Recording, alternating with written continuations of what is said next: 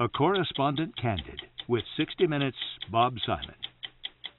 This week on 60 Minutes, Bob Simon and his team report about Syria through the eyes of Syrian filmmakers who have documented the war there.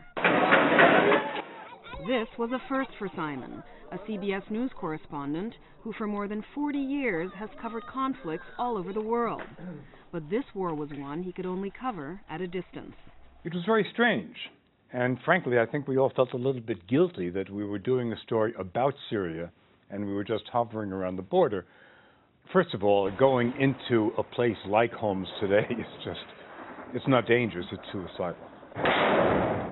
Syria is not very accessible to journalists, as you know. So these films are a unique kind of eye into Syria. These people who made these films were living and breathing the revolution, and for as long as they could, they were filming as much as they could. My name's Michael Gavshon, and I'm one of the producers of a piece that we're doing this week called Inside Homs.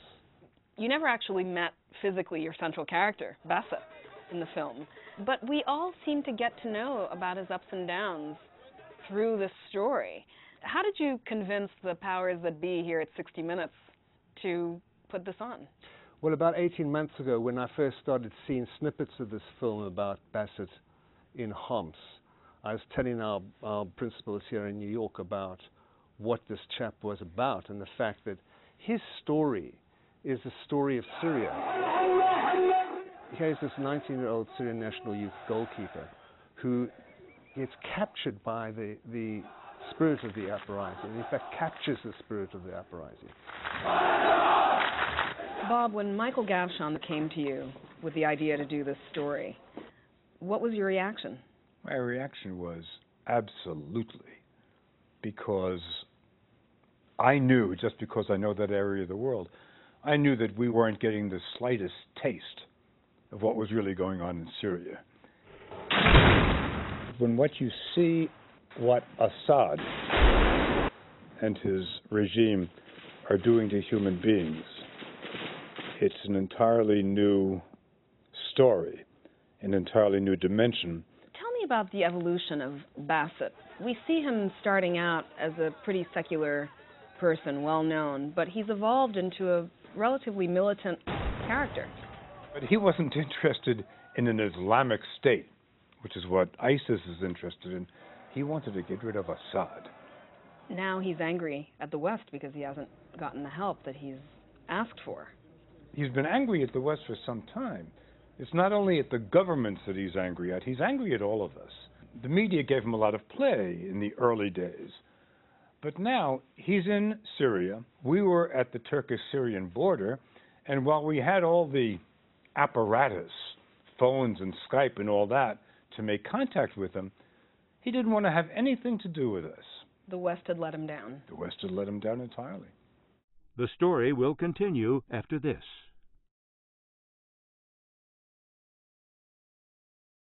Bob, in this era of reality TV, this is about as raw as it gets.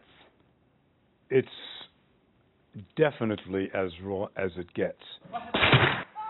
And the documentaries that we saw that are the foundation of our story, frankly, they were very difficult for me to watch. And I've seen a lot of stuff. These are scenes that Syrians are experiencing every day. You have a very poignant interview with Simav.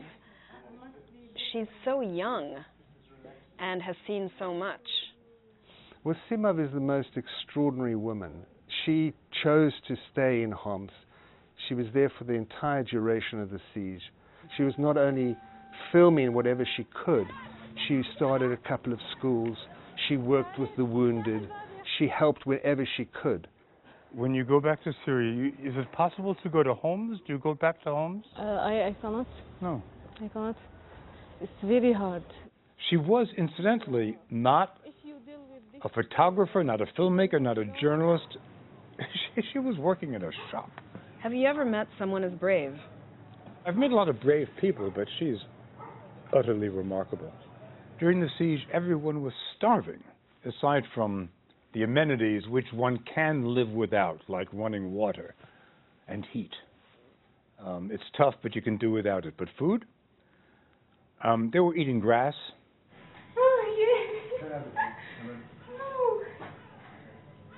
A grass from here.